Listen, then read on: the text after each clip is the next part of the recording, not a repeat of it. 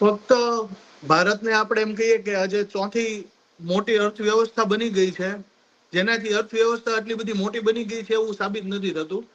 પહેલા તો આપણા દેશમાં અમીર અને ગરીબ વચ્ચેની જે ખીણ છે, મોટું જબ્બર જે આપણે કહી શકીએ કે અંતર છે, તે હજી સુધી આપણે કવર નથી કરી શક્યા.